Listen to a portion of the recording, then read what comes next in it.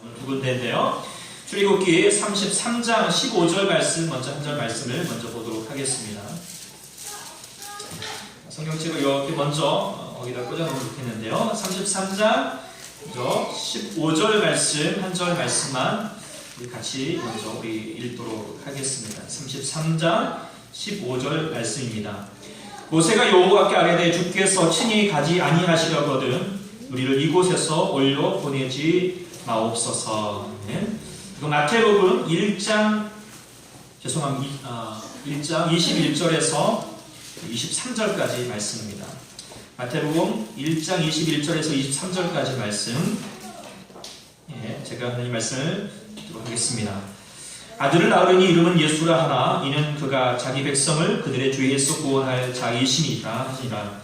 이 모든 일이 된 것은 주께서 선지자로 하신 말씀을 이루려 하심이니 이르시되 보라 처녀가 잉태하여 아들을 낳을 것이요 그의 이름은 임마누엘이라 하리라 하셨으니 이를 번역한즉 하나님이 우리와 함께 계시다 함이니라.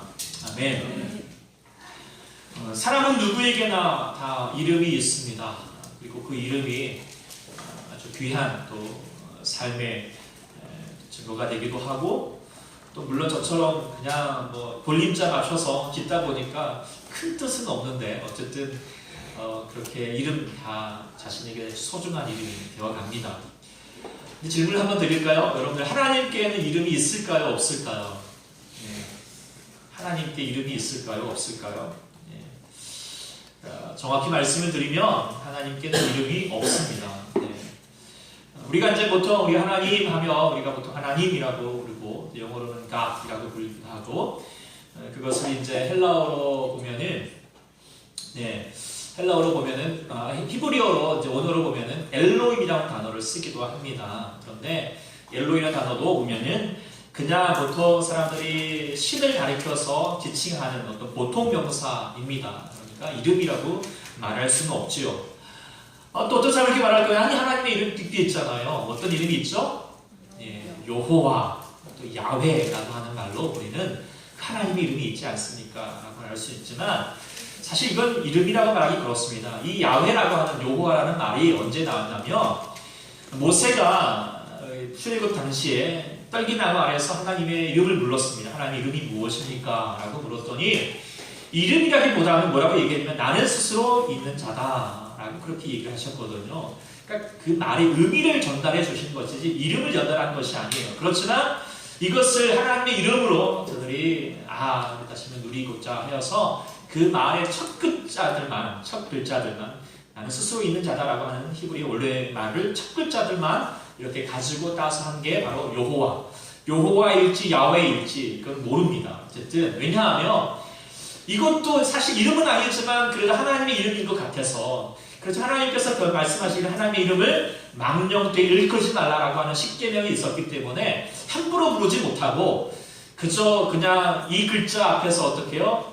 그저 주님이라고 하는 말, 호칭이죠. 주님이라고 하는 말은 호칭만 불렀던, 그래서 하나님의 이름은 사실 없다라고 보는 것이 맞을 것입니다.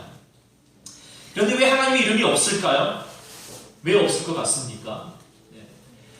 첫 번째로 생각하기에 보통 이제 우리가 부모님의 이름을 함부로 부르지 않잖아요.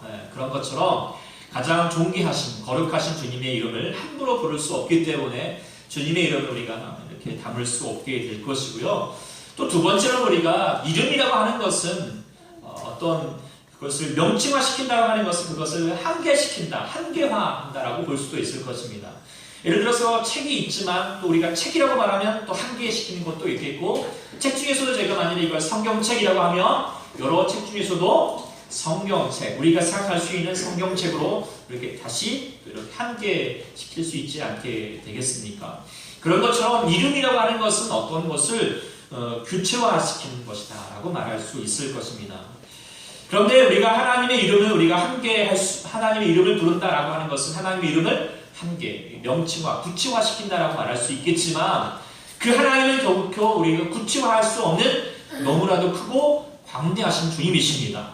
인간이 생각할 수 있는 범위보다도 더 크고 크신 분이기 때문에 우리가 결코 함부로 하나님의 그 광대하심을 사람이 이름을 불러서 함께 할 수 없기 때문에 그 이름을 또한 부를 수도 없고 또 주님이 우리 가운데 허락하지도 않는다고 하는 사실입니다.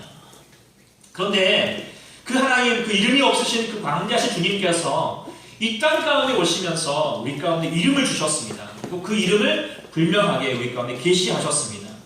오늘 우리가 마태복음 말씀에 나오는 바로 그 이름입니다. 첫 번째 그 이름이 무엇이었습니까? 예수라고 하는 이름이었습니다. 예수. 그 뜻이 무엇이죠? 구원자라고 하는 뜻을 가지고 있습니다. 정확히 말하면 자기 백성을 그들의 죄에서 구원할 자라는 뜻을 가지고 있습니다. 죄 때문입니다. 죄 때문에 사람들이 죽어가고 있습니다. 다 멸망당할 수밖에 없게 됩니다. 그런데 예수님께서 오셔서 그 하나님의 사람들을 구원하시겠다, 살리시겠다, 다시 영원한 생명으로 이끄시겠다라고 하셔서 분명히 예수님께서 이 땅 가운데 오시는 목적을 구체화시키기 위해서 자기 이름을 두시고 나는 구원자다라고 하신 이름을 분명하게 주셨다라고 하는 것입니다. 그리고 사람들로 하여금 하나님께 예수님을 향하여 고백하게 하는 것이죠. 그 하나님이 바로 우리의 구원자 되십니다 라고 고백하게 됩니다. 두 번째 하나님께서 우리 가운데 주시는 좋은 이름이 있습니다. 두 번째 이름이 무엇입니까? 임마누엘입니다. 임마누엘. 네, 사탕을 전달하라고 바쁘신데 사탕은 여러분 신경 쓰지 마시고 말씀을 받으시기 바랍니다. 네. 임마누엘 뜻이 뭐죠? 하나님이 우리와 함께 계시다라고 하는 뜻입니다. 하나님이 우리와 함께 계시다. 하나님께서 예수님을 이 땅 가운데 허락하시면서 주셨던 두 번째 이름이 뭐냐면 임마누엘이시다라는 것이죠. 아주 정말 그 광대하신 주님께서 함부로 정말 담을 수 없고 어느 곳에나 계시는 주님께서 우리 가운데서 다시 한번 이 땅 가운데 계시면서 우리 가운데서 그 주님을 명확하게 말씀하시는 것이 바로 임마누엘 되신다라는 것을 얘기하고 계십니다. 이 두 가지 이름이 우리 가운데 예수님을 그대로 드러내시고 또 우리 가운데 허락하셨던 하나님의 모습을 그대로 나타내시는 것인데 이 두 이름을 우리 가운데 붙들고 또 우리가 소망하며 나가는 것이 우리 가운데 하나님의 귀한 은혜인 줄 믿습니다. 그런데 우리가 늘 기억할 때마다 우리는 예수 그 이름만 우리가 기억하게 됩니다. 그런데 우리가 기억할 것은 예수님께서 이 땅 가운데 오셨던 것은 우리 가운데 구원자 예수만 되시기 위해서 오신 것이 아닙니다. 더 중요한 것은 뭐냐면 정확히 말씀드리면 예수님께서 이 땅 가운데 오셨던 이유는 구원자 예수가 되어주셔서 임마누엘 되시기 위해서 오셨다라고 볼 수 있습니다. 임마누엘 되시기 위해서.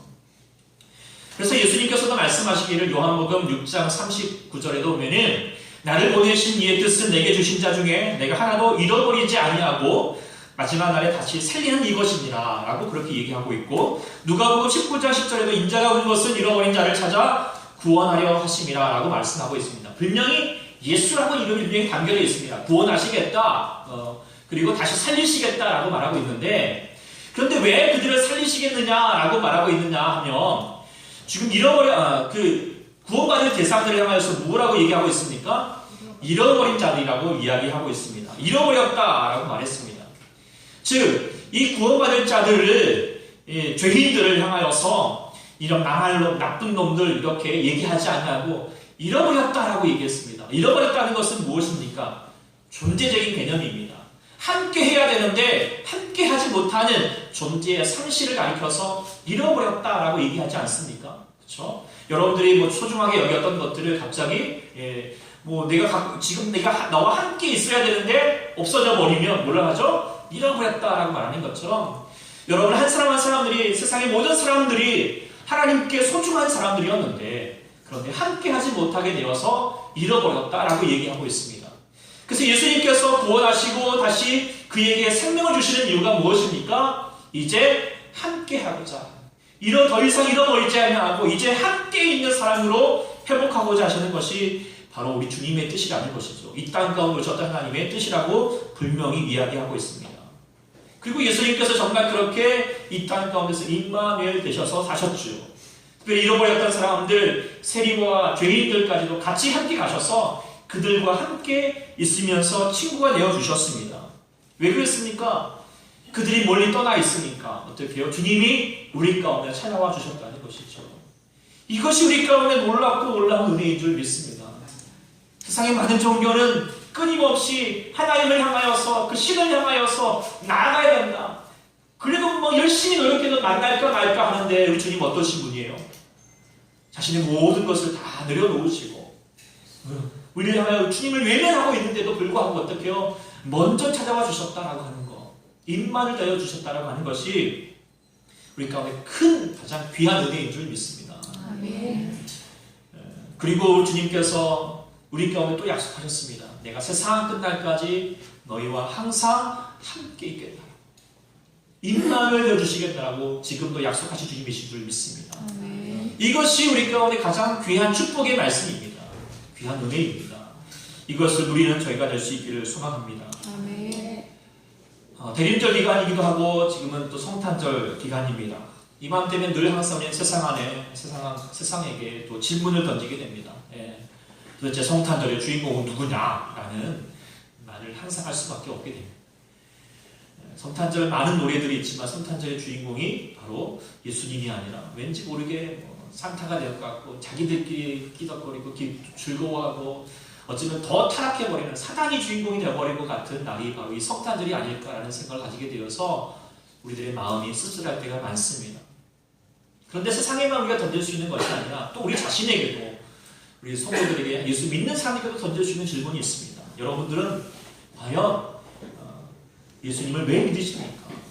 무엇을 원하십니까?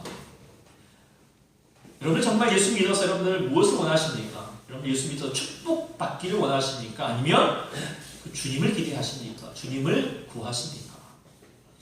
뭐 식상한 질문일 수도 있겠지만 여러분들 이 질문에 자유롭지 못할 때가 많지 않습니까?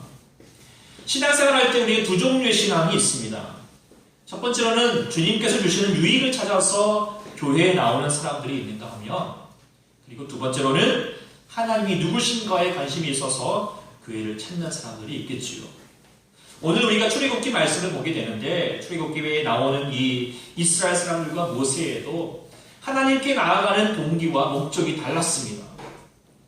첫 번째 이스라엘 사람들이 먼저 하나님을 구하게 되었던 동기가 무엇이었습니까? 첫 번째 보면은 그들이 이집트라고 하는 나라에서 노예 생활을 하였습니다. 우리가 상상할 수 있는 이상으로 얼마나 고되고 힘든 시간이었겠습니까? 그래서 그들이 간절하게 이 고통에서 해방할 수 있는 그 구원자 되시는 하나님을 그들이 찾았던 것입니다. 400년 동안 부르짖고 눈물로서 간구하셨을 때 하나님께서 응답하시고 이제 모세와 아론을 통하여서 구원의 메시지를 가지고 이제 나타나게 하였습니다. 그랬더니 이 백성들이 어떻게 반응하였습니까? 말씀을 하나님께 고백함이 말하기를 백성이 믿으며 여호와께 이스라엘 자손을 찾으시고 그들의 고난을 살피셨다 함을 듣고 머리 숙여서 경배하였다라고 했습니다. 드디어 우리가 그대로 기다렸던 구원자가 그 바로 되는 구원자 되는 우리를 구원해줄 이 모세가 나타났다. 이집트의 왕자였다가 이제 드디어 이제 하나님의 때가 되어서 우리 가운데 임하게 되었다라고 그렇게 하면서 감격하였던 것이죠. 그러면서 실제로 정말 이 하나님의 능력을 통하여서 결코 어떻게도 이 이집트의 이 노예에서 해방될 수 없었지만 하나님의 능력을 통하여서 그들이 기적적으로 해방될 수 있었습니다. 그러면서 많은 은금, 금은보화와 재물을 풍족하게 가지고 나가게 되었습니다. 그런데 웬일인가 다시 나가려고 하는데 어떻게 해요? 홍해가 발에 딱 자리 잡고 있는 것입니다. 홍해 앞에 서니까 그들이 또 어떻게 얘기하고 있습니까? 이렇게 그들이 얘기를 하였습니다. 아니 왜 애굽에 매장지가 없어서 당시 우리를 이끌어내어서 이 광야에서 죽게 하느냐? 제가 너무 작습니까? 우리를 내버려둬라. 지금 이들의 말의 경우에 보면은 관심이 뭐냐면 하나님에 대한 관심이 없습니다. 우리를 내버려둬라. 우리에 대한 마음만 가지고 있습니다. 왜 지금 여기까지 끌고 와가지고 지금 이렇게 고생하고 하느냐? 우리 다시 한번 죽게 되지 않았느냐? 라고 얘기합니다. 그들은 우리에 대한 관심만 가지고 있지요. 그럴 때 하나님께서 다시 강권에 역사해 주셔서 어떻게 해요? 기적적으로 홍해를 가르시고 길을 내어주셨습니다. 그랬더니 80만 대군들이 다시 한번 건너가면서 그 뒤에 그 모든 적군들을 쓸어주시는 하나님의 놀라운 역사를 보면서 춤을 추면서 찬양을 했죠. 노래를 하면서 우리 구원자 전능하신 하나님이 여기 계시도다 라고 말하면서 얘기를 했습니다. 그런데 또 사흘 가자마자 어떻게 했죠? 또 광야가 보이라. 그러면서 목마르다고 그렇게 또 하니까 못 살겠나 도대체 우리 죽이려고 여기 데리고 왔느냐. 또 원망하기 시작합니다. 자, 이스라엘 백성들이 지금 계속 나가오는 패턴이 뭡니까? 네. 그들이 원하는 말을 하나님께 자신에게 주려 원하는 대로 들어주실 때에는 좋아하고, 그렇지 않으면 원망하고 불평하고 있는 모습들이죠. 네. 우리들의 모습과 같지 않습니까? 네. 무언가 우리 가운데 주어질 때는, 손에 들린 것이 있을 때는 어떻게 해요? 그냥 그거에 좋아하다가는 뭔가 없은 것 같으면 어떻게 해요? 예. 원망하고, 예. 그리고 불평해합니다. 그런데 기억합시다. 하나님은 여전히 그들과 함께 있으셨습니까? 없으셨습니까? 있으셨어요. 없을 때나 없을 때나 하나님은 여전히 함께 하셨습니다. 그래서 그들이 설마 또 모를까봐 어떻게까지 하셨습니까? 불과 구름 기둥으로 여전히 그들에게 함께 계시다는 것을 보여주셨습니다. 하나님이 함께 하셨음에도 불구하고 그들이 분명하였던 것은 하나님을 바라보지 않고 뭐만 바라보고 있습니까? 자신에게 주어지는 것들만 바라보고 있기 때문에 그들의 마음의 상태가 이리저리 왔다 갔다 할 수밖에 없다라고 하는 것입니다. 그래서 하나님께서 이런 모습에 대해서 너무나도 화가 나시는 것이죠. 내가 여전히 있음에도 불구하고 나를 신뢰하지 않고 있는 거죠. 여전히 먹을 것만 신뢰하고 있고요. 여러 가지 다른 것만 신뢰하고 있고요. 예, 그것만 붙들고 있기 때문에 여전히 답답한 겁니다. 그래서 오늘 33장에 보면은 이렇게까지 주님께서 1절에 보면은 이렇게 1절부터 3절까지 보면 이렇게 말씀하십니다. 오늘 다시 보면은요, 여호와께서 모세에게 말합니다. 네. 너는 내가 애굽 땅에서 인도하여 내 백성과 함께 여기를 떠나서 내가 아브라함과 이삭과 야곱에게 맹세하여 내게 자손에게 주기로 한 그 땅에 올라가라. 예, 그 땅이 어느 땅입니까? 가나안 땅, 적과 꿀을 우주는 그 놀라운 땅이잖아요. 그 땅 가운데 올라가는 거예요. 그런데 그래 올라가면 또 어떻게 하죠? 내가 사자를 너보다 먼저 앞서 보내서 하나님의 천부 천사를 가나안 땅에 먼저 보내서 가나안 사람과 하모리 사람과 헷 사람과 무리 사람들, 히윗 사람, 여부 사람들 어떻게 해요? 다 쫓아내고 너희를 적과 꿀이 흐르는 땅에 이르게 하겠다. 예. 하나님께서 약속하신 말, 아브라함과 이삭과 야곱에게 약속하신 말을 이제 이루어 주시겠다라는 거예요. 그런데 뭐라고 말하냐면 3절에 보니까 그런데 나는 너희와 함께 올라가지 아니하겠다. 왜냐하면 너희가 나를 신뢰하지 않기 때문이죠. 함께 하고 있음에도 불구하고 여전히 그냥 투명인간 취급하고 있으니까 더 이상 함께 하고 싶지 않은 거예요. 그러니까 너희는 적과 꿀이 흐르는 땅에 올라가지만 내가 너희와 항상 함께 하지 않겠다. 너희와 함께 하지 않겠다. 왜냐하면 너희는 목이 고든 백성이고 내가 너희랑 함께 가다가 어떻게 해요? 길에서 너희를 진멸할까 하여서 함께 하지 않겠다는 거예요. 자, 이런 말씀을 딱 들려줬을 때, 자, 이스라엘 백성이 이 말씀을 들으면 어떻게 생각할까요? 어떻게 반응할까요? 네.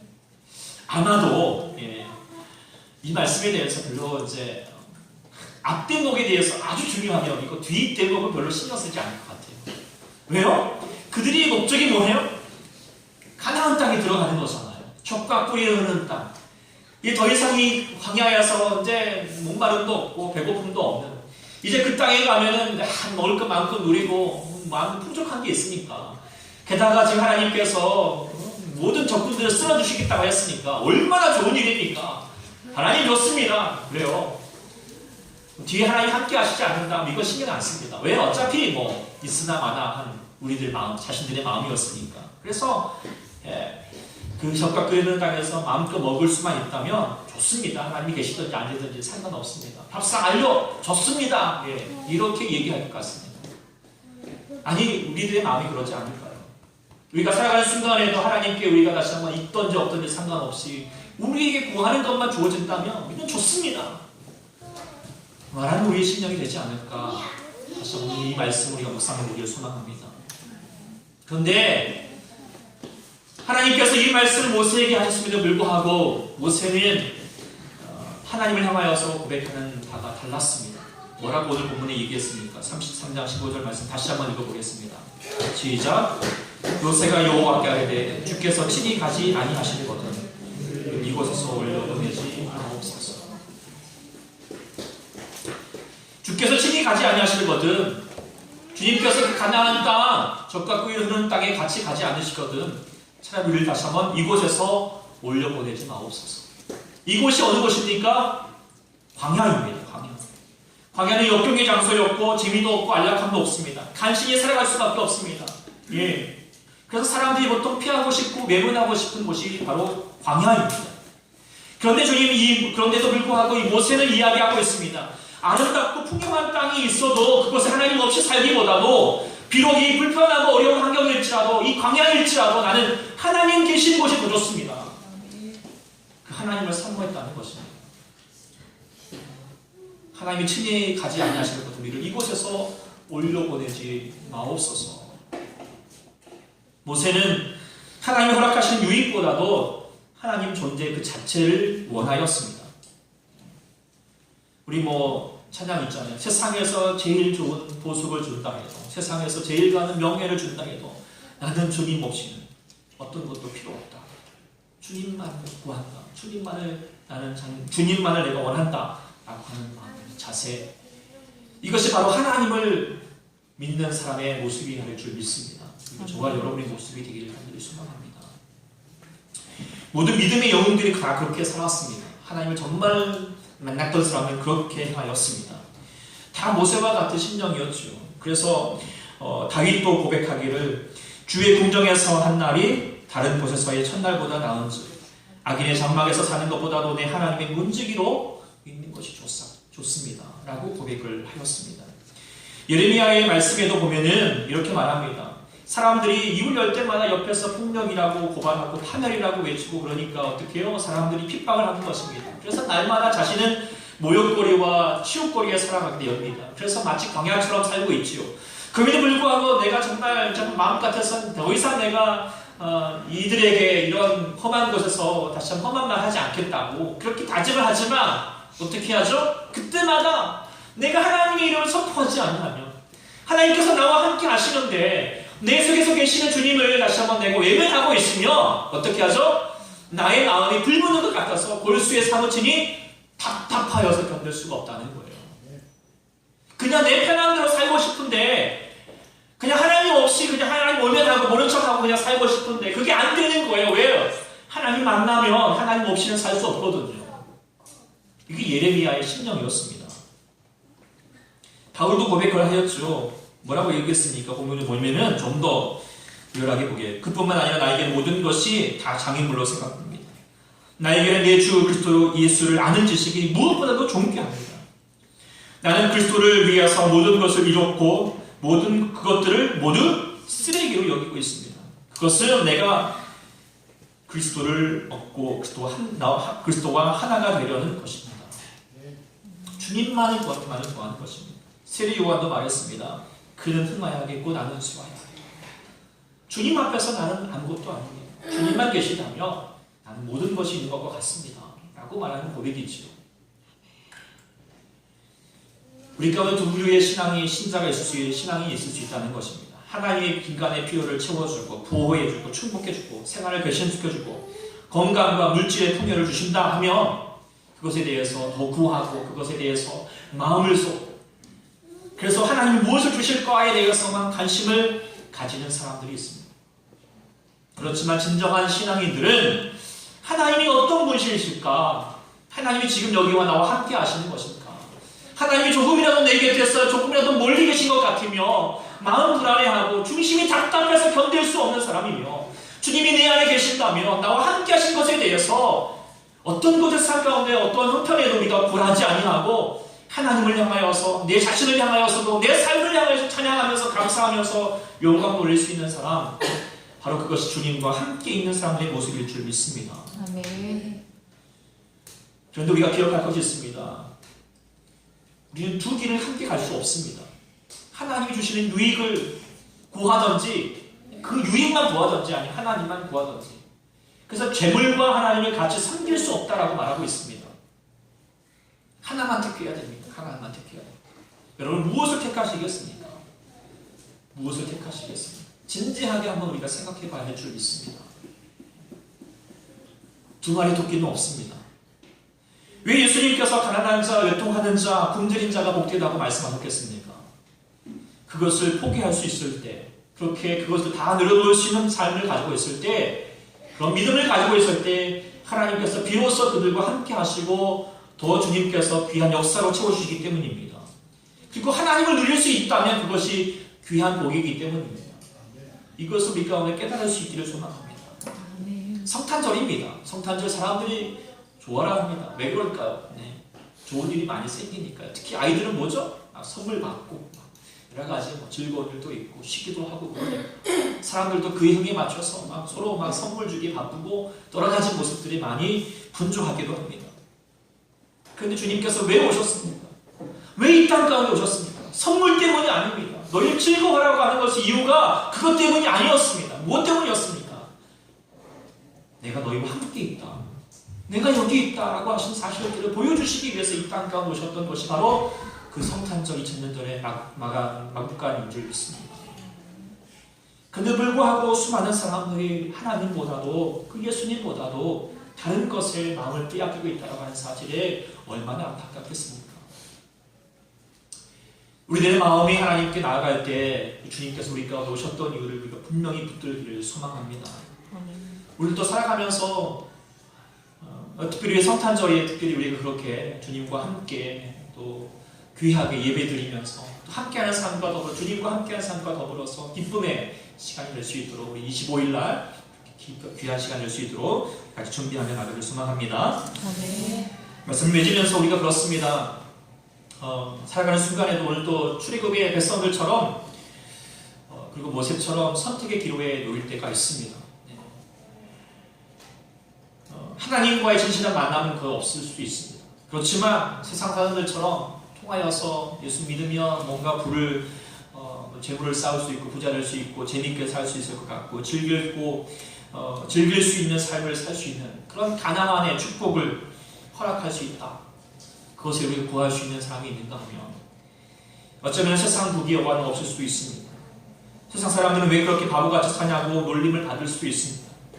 그럼에도 불구하고 하루하루 말씀 속에서 주님을 만나고 예배와 기도 가운데서 나의 외롭고 힘든 마음을 주님 만져주시고 다시 일으켜주시는 그 주님의 함께 계심을 누릴 수 있는 그 사람이 되고 그것으로 만족하고 감격 얻고 힘을 얻고 다 주님 아버지 앞에 나아가면서 주님을 구하는 주의 얼굴을 구하는 그 사람 그 선택길에서 정말 여러분들이 이 모세의 말씀을 다시 한번 우리가 되새겼으면 좋겠습니다.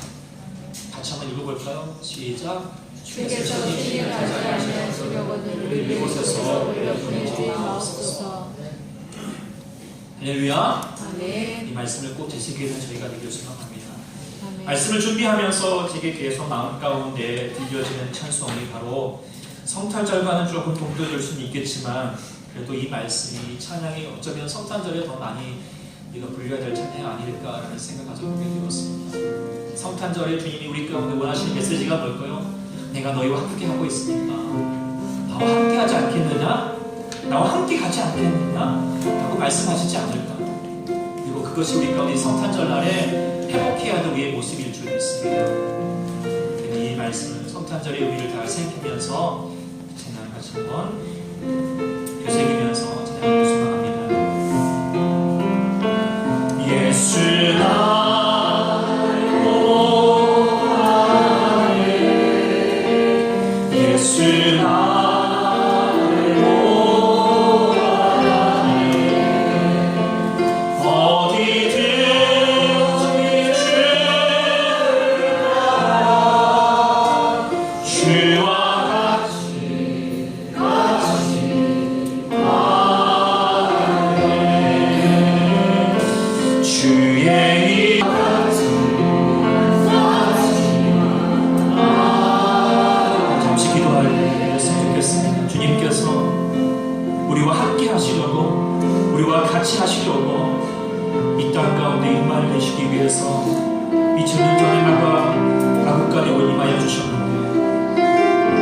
주님 계시기보다도 그저 물질이 있고 우리가 원하는 것을 향하여서 나가는 것은 아닌지 우리의 마음을 다시 돌아보길 소망합니다.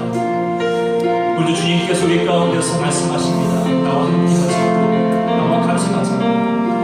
그것이 겟세마네 동산이든지 강야와 같은 세상일지라도 하나님 계신 곳이면 같이 함께 가겠노라고 그 하나님의 믿음의 사랑을 주께서 찾고 계신 줄 믿습니다. 이 시간에 우리 고백하면서 아버지 앞에 나가길 소망합니다.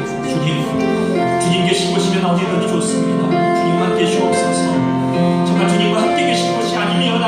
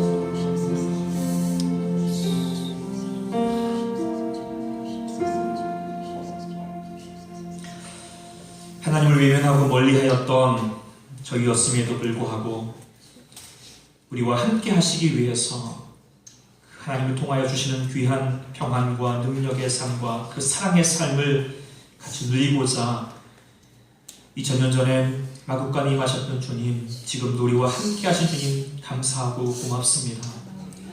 주님, 우리가 다른 것을 구하지 않게 도와주시옵소서. 우리의 마음이 오직 주님을 향하게 도와주시고 주의 얼굴을 구하는 자가 되게 도와주시옵소서. 그래서 주님, 저희가 모세처럼 주님과 함께 가시지 아니하시면 주님, 우리를 어떤 곳으로 주님 올려보내지 마시고 그곳에 거하지 않게 해주시옵소서. 주님 계신 곳이면 주님 빈들이어도 아골골짝이어도 겟세마네 동산이어도 멸시천대 받을 수밖에 없는 십자가 길이어도 주님만 계신다면 주님, 우리가 그 길을 가겠습니다. 주님과 함께 주님과 같이 가겠습니다. 말할 수 있는 우리 주님의 귀한 백성 될 수 있도록 도와주시옵소서. 주님, 그리할 때 세상과 나는 간 곳 없을지라도 주님 구속한 주만 바라보아서 어느 곳이든지 주님의 나라가 되게 도와주시고 그를 통하여서 하나님을 기쁨의 삶, 그 즐거움의 삶을 우리 가운데 주실 줄 믿사옵나이다. 주님 감사합니다. 이 귀한 우리 연말연시에도 주님과 함께 동행함으로 주님과 함께 새로운 출발과 새로운 마감이 될 수 있도록 은혜를 더하여 주시옵소서. 아버지 앞에 감사드리며 예수 그리스도를 기도드립니다. 아멘. 할렐루야. 아멘. 우리 같이